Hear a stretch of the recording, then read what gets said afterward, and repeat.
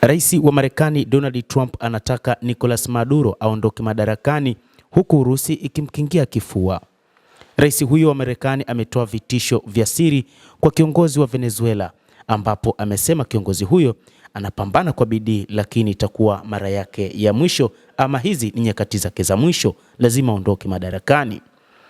Rais wa Marekani Bwana Trump amedai kuwa mwenzake wa Venezuela Rais Nicolas Maduro atakuwa mwerevu kuondoka madarakani, huku Washington ikizidisha juhudi zake za kumwondoa.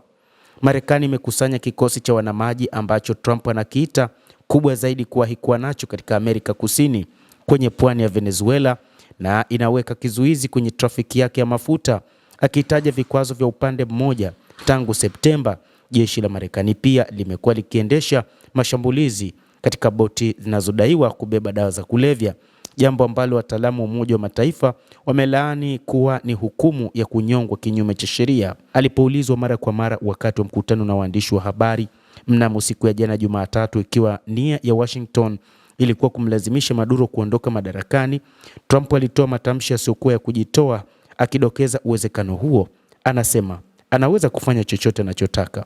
Rais Trump alijibu, ikiwa anataka kufanya kitu, ikiwa anacheza kwa bidii, itakuwa mara yake ya mwisho kucheza kwa bidii. Pia alidai kuwa itakuwa busara kwa Maduro kuachia ngazi. Mapema siku hiyo, waziri wa usalama wa ndani Kristi Noem alipendekeza Maduro ndiye mlengwa wa vitendo vya Washington wakati wa mahojiano yake na Fox News.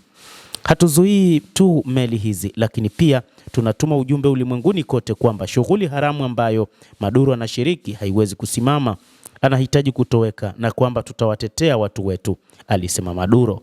Kampeni ya shinikizo la Marekani imelaaniwa na mataifa mengine ikiwa ni pamoja na Urusi, huku waziri wa mambo ya kigeni Sergei Lavrov akimwita mwenzake wa Venezuela Ivan Gil siku ya Jumatatu kuelezea mshikamano na kushiriki wasiwasi wa Moscow juu ya hatua zinazozidi kuongezeka za Washington katika eneo la bahari ya Caribbean.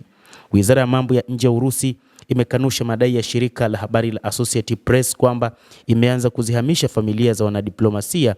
Zaidi, Urusi imesema na kuthibitisha uungaji mkono wake kamili na mshikamano na watu wa Venezuela wakati nchi hiyo inakabiliwa na mzingiro wa kijeshi wa Marekani huko Caribbean. Urusi imethibitisha uungaji mkono wake kamili kwa Venezuela, na ni kutokana na Washington kutuma meli nyingi za kijeshi katika eneo hilo tangu mwezi Septemba kushambulia boti inazodai kuwa zinahusika na dawa za kulevya na kuzuia meli za mafuta kuingia au kutoka nchini humo. Marekani imedai kuwa walanguzi wa mihadarati wanaendesha shughuli zao nje ya Venezuela kwa msaada wa serikali. Caracas mara kwa mara imekanusha madai hayo na kusisitiza kwamba Washington inapanga njama ya mabadiliko ya utawala ili kupata ufikiaji wa maliasili ya nchi.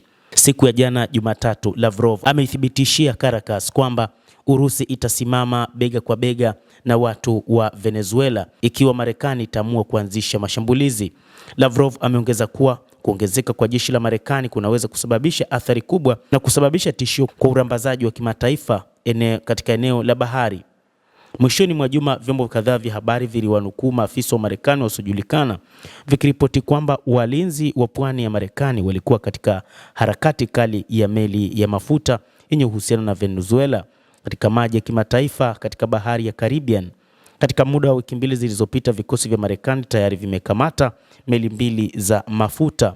Tangu Septemba, jeshi la wanamaji la Marekani limeharibu boti nyingi katika ufuo wa nchi hiyo ya kusini mwa Amerika ambayo inadai kuwa ilikuwa na dawa za kulevya.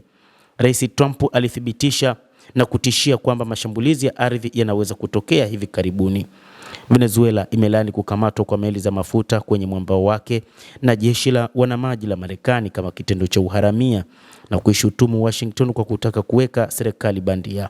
Rais Vladimir Putin wa Urusi alionyesha mshikamano na watu wa Venezuela pia na akathibitisha tena kuunga mkono azimio la serikali ya Nicolas Maduro kutetea maslahi ya kitaifa na uhuru dhidi ya shinikizo la kigeni. Mapema mwezi huu, wizara ya mambo ya nje ya China vilevile iliunga mkono Caracas ikisema kwamba Beijing inapinga vitendo vyote vya upendeleo na vya uonevu. Endelea kutufuatilia mtazamaji, lakini usisahau kulike, usisahau kucomment, kadhalika na kusubscribe channel yetu hii ili upate habari hizi kwa mapana kupitia The World News. Naitwa Damu Hussein, endelea kuwa nasi wakati wote.